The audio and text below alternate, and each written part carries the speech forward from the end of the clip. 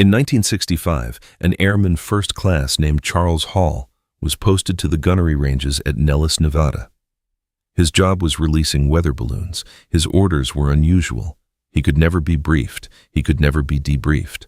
No one could ask him questions about what he saw, and no one could order him off the ranges. He was not told why.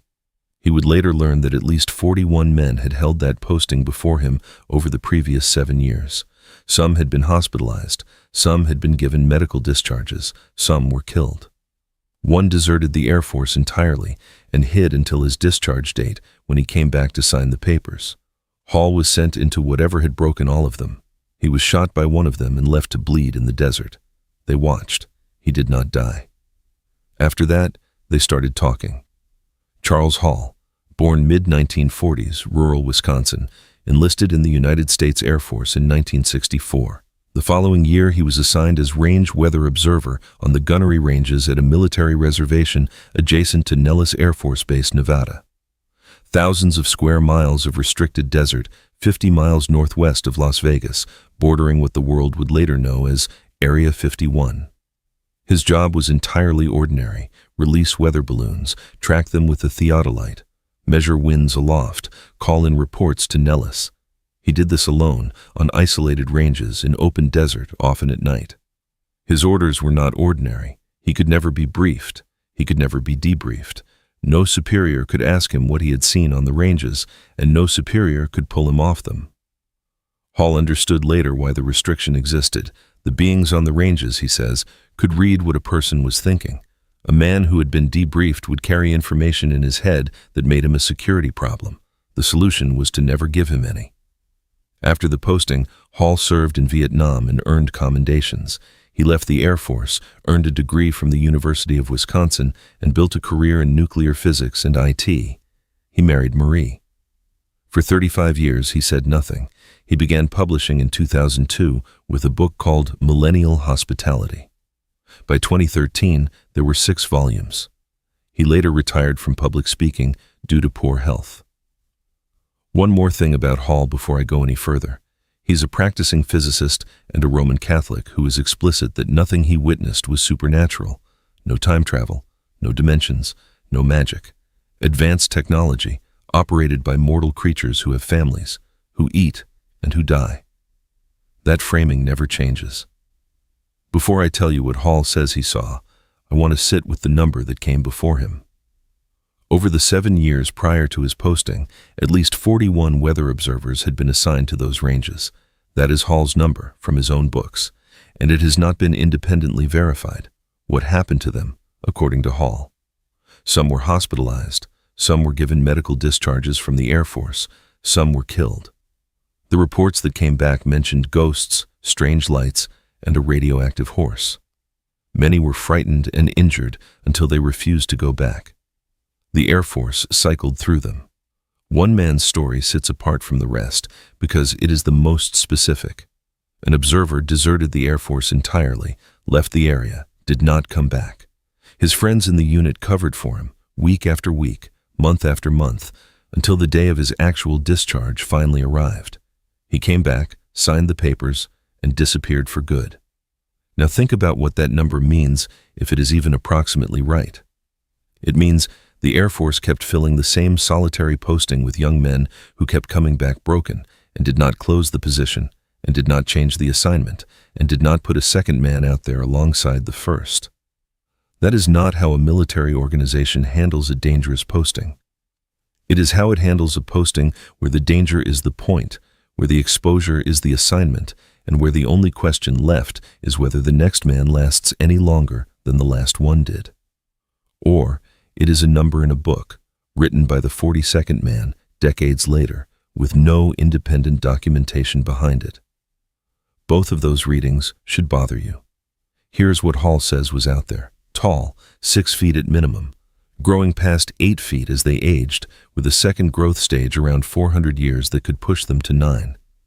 Chalk white skin, extremely thin, large blue eyes that wrap partway around the head, small noses, tiny ears pressed tight to the scalp, 4 long, slender fingers with small thumbs, hair so white and fine it appeared transparent. They walked with an unusual gait he attributed to poor adaptation to Earth's gravity. They were vegetarian, sensitive to ultraviolet light, which is why they favored the desert at night. They had family units, mothers, fathers, children. They died of organ failure, not of aging. Lifespan approximately 800 Earth years. Their natural speech sounded to Hall like a dog's bark or a bird's chirp. They spoke English through translation devices. They could also monitor what a person was thinking, which is the reason, per Hall, that the Air Force could never debrief him. Now, the weapon, because the weapon governs everything that follows. Every adult carried a pencil-like device. It could be set to stun, kill, immobilize, or hypnotize. Hall says it worked by varying the frequency of focused microwaves to interact with specific ions in the human body. They used it to discipline, to warn, to kill, sometimes with almost no provocation at all. They moved faster than any human could process, and if they decided you had threatened them, you would be down before you understood what had happened. I want to say one thing about that. He is describing a species armed at all times that kills over misunderstandings, and that the Air Force knowingly stationed young men beside for years. They had names, Range 4. Harry, the captain, the teacher, and Pamela. Pamela shot him with a microwave beam weapon. It hit him in the neck. I am keeping the language flat because the event does not need my help. The wound was severe enough that Hall believed he was dying. No other tall white intervened. The captain, a being Hall had come to regard as one of the more protective among them, told him directly that he was going to die. Then they watched. Hall was alone, miles from any human being, in restricted desert, in the dark, bleeding from the neck. He found one thing. He used his body weight to press the wound into the soft earth, face down, stemming the flow with pressure and dirt. He lay there and waited to find out whether it would hold. It held. The tall whites did not leave. They did not finish the job. They stood in the desert and observed while a young airman bled into the sand and figured out how to not die with nothing but gravity and soil. Michael Sala, an exopolitics researcher who later interviewed Hall, called it very strange, the tall whites watching a man stage what amounted to a miraculous recovery. Here's what I think is actually happening in that scene. It was not an attack. It was an evaluation. 41 men before Hall had panicked when confronted by these beings. The panicking is what got them hospitalized, discharged, or killed. Hall did not panic. He solved the problem with his face in the dirt, alone, in the dark, with no one coming to help. That was the test, and he passed it. In a separate incident, the teacher stunned Hall with the same type of weapon, leaving scars he later showed in interviews. That is a different event, and I'm keeping them apart. He did not die. After that, they talked. After the shooting, his position on the ranges changed. The teacher told him he had been chosen as a guinea pig. That was her word, per Hall. The experiment was whether humans and tall whites could coexist without one side killing the other. Every previous trial had failed. 41 men had gone out and come back broken. Hall had not. He bled into the dirt and did not panic. Military personnel aware of the arrangement gave him a name. Teacher's pet. What that name meant operationally was protection, and the protection was lethal. The tall whites would kill other servicemen who threatened Hall's life. During a security drill, guards drew their weapons on someone who claimed to be the teacher's pet. A tall white named Harry issued a warning that Hall has paraphrased across multiple retellings. The real teacher's pet is too valuable for anyone to ever draw a weapon on. If the real one had been standing there and you had pointed your guns at him, both of you would have been killed instantly, before you were even aware you were being fired on. Sit with the weight of that claim. Either a non-human species on a U.S. military installation was providing armed protection to one American serviceman, or a man invented that status across 6 volumes and held it without contradiction for 20 years. One more operational detail that makes this strange in a different way. Hall could not be briefed or debriefed because the tall whites could monitor human thought. That means the Air Force, in his account, knowingly maintained a serviceman in a role where standard military information security could not function. That is not a range-level decision. Someone well above the range signed off on it. a guinea pig with a bodyguard and no file. Here's what they told him. I'm going to run through it at the pace Hall tells it, which is measured and mechanical and never reaches for the mystical. They came from a star system near Arcturus, roughly 36 light-years from Earth. Hall says he learned this not from a briefing, but from reading a ripple of emotion that passed through a group of them when he mentioned the star by name. The teacher asked, with what Hall describes as surprise, whether he knew where they came from. The reply, per Hall, not quite, but he is close.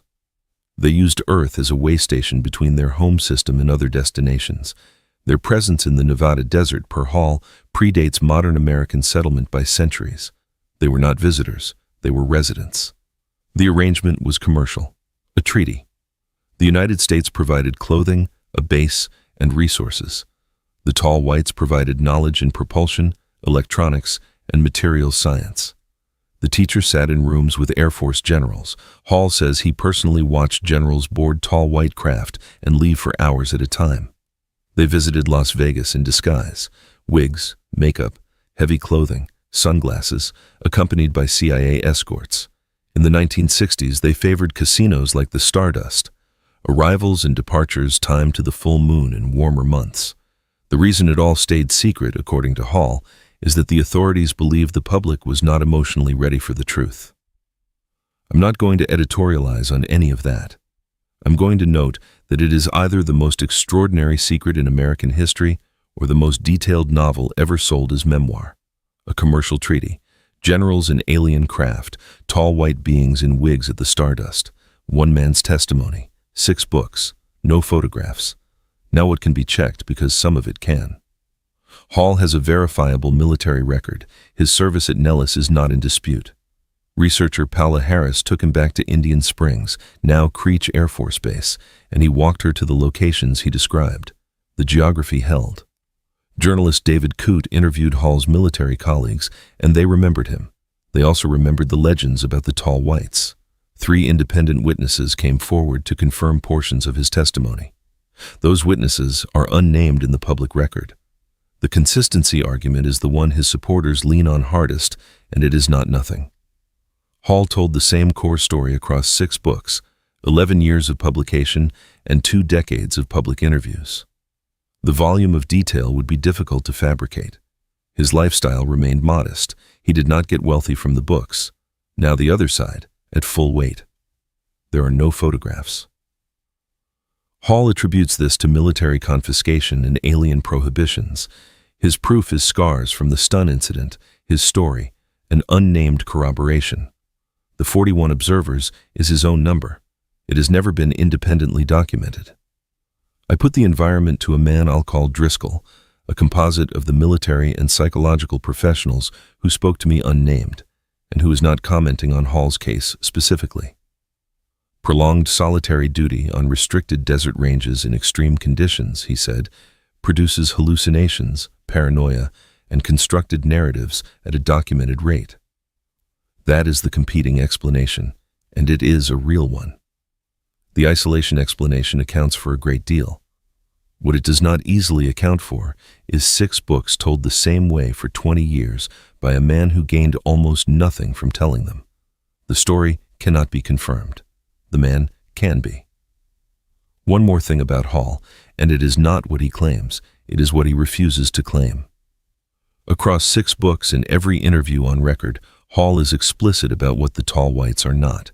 They are not angels, they are not demons, they are not interdimensional travelers or time hoppers or spiritual entities.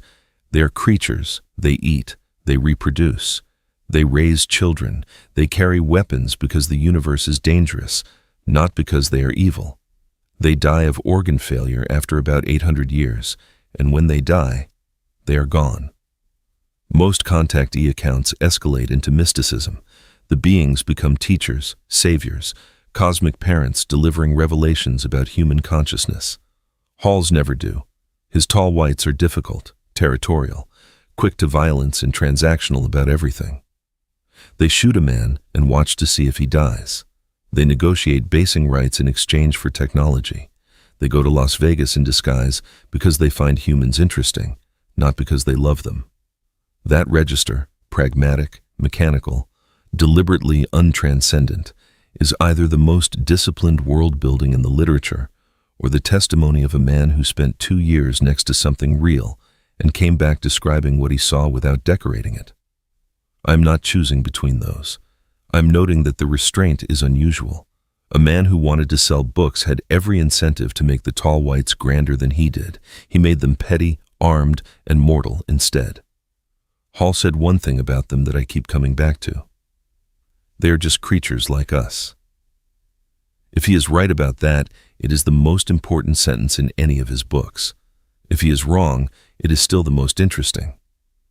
I started with a personnel problem, and I ended with one. 41 men went to those ranges and came back broken, discharged, or dead. The 42nd went out, got shot in the neck, pressed his face into the desert floor, and lived. Then he released weather balloons for the rest of his posting, went to Vietnam, earned a physics degree, married Marie, and said nothing about it for 35 years. The honest question was never whether the tall whites are real. It is why the Air Force kept filling a posting that destroyed every man who held it, and why the 42nd was the one who lasted. 41 men, 1 neck wound, 1 desert floor, 6 books, 36 light years, 800 years of life, a pencil that kills, a treaty nobody signed in public. Somebody sent those men out there. Somebody kept sending them, and nobody has ever explained why. Please like the video and subscribe to the channel. See you in the next one.